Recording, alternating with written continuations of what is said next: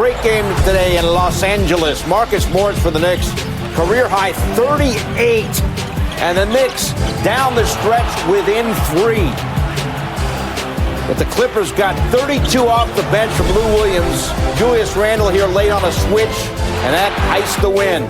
Montrezl Harrell off the bench for the Clippers, tied a career with 34, and they win it by 3. Great to have you with us from our Delta MSG studios. Bill Pito along with Alan Hahn. So the Knicks score 45 points in the first quarter, give up 47 points in the second quarter.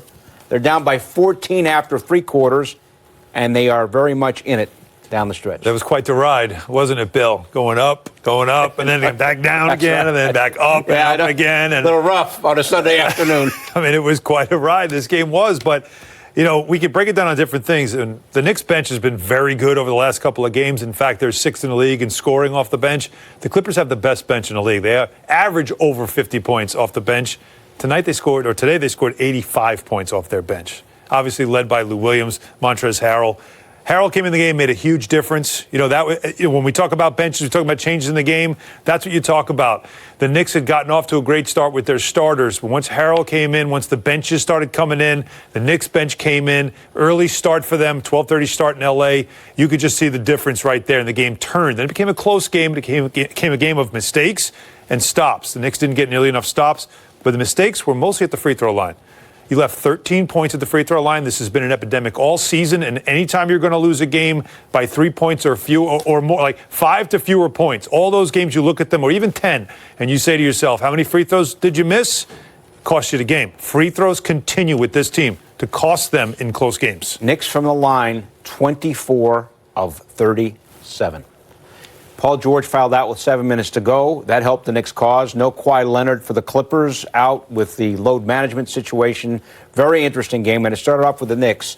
I mentioned the 45 points. That ties the most points they've ever scored in the first quarter. It's incredible. Going back to 1978, they had the same amount of points against the Nets in a game then. Back in 1978. I mean, Bill, how old were you? I was 7.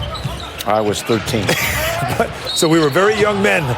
But the Knicks and their young men got off to a great start. Again, early start, you wonder how are you ready to play in a game like this on the West Coast? Well, the Knicks were ready from the beginning, went after the Clippers, who were in a back-to-back at home and upset about getting blown out at home the day before. So the Knicks took it right to him. Kadeem Allen with some big minutes in this game as no Elfrid Payton, as he is away from the team for personal reasons. Frank Ntilikina got the start. Bobby Portis knocks down the shot. But that's the most you're going to see from the bench in this game, at least early on, as the Clippers bench came in, and that's late in the first quarter, mostly in that second quarter, and made a huge impact. All right, so they tie a team record with 45 points in the first quarter, and they give up the most points for a tie that they've ever given up in the second quarter. 47 ties the most they've given up in the second quarter. So what a wild first half.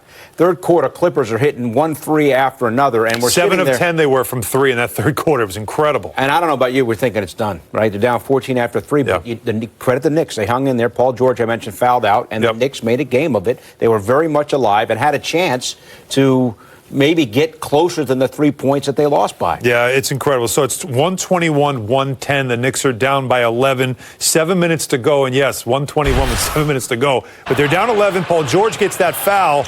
And the Knicks start attacking. How about Reggie Bullock hitting an open threes? The open 3 is the most important 3 for you to knock down.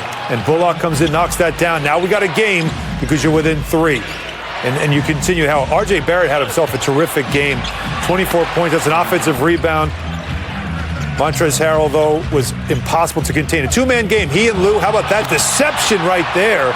And so it looks like, all right, up 8, 226. This should probably do it, right? No. The Knicks continue to go after. Look at this. Frank Ntilikina moves to the left hand with a nice finish, but misses the free throw. Marcus Morris, red hot all game. Look at this shot. He's an amazing shot. Trying to draw a foul. No, that's all right. He's amazing. 6 of 7 from three-point range right there. But here you're getting switching on defense. You don't want Julius Randle guarding Lou Williams. And the floater. That was pretty. That iced it right there. And that pretty much did it. But that was back-to-back plays that you saw there. Oh, that's right. Morris had one more shot here, though. And he just had some game. 38 career-high points for Marcus Morris, but obviously not enough. But, as we talked about that, those 2 plays, the one play we showed you, but there was 2 of them that were key, with the Knicks trying to get a stop, and it was a 3-point game. And both times you had the switch, where Lou Williams got the switch on defense going through a screen and ends up with Julius Randle on him. The one was a step back and he knocks it down as a 2. The other one was that floater we showed you. And that's the tough part of this game. When you're switching on defense and you get a mismatch like that, the Clippers take advantage of it. That guy is a professional scorer.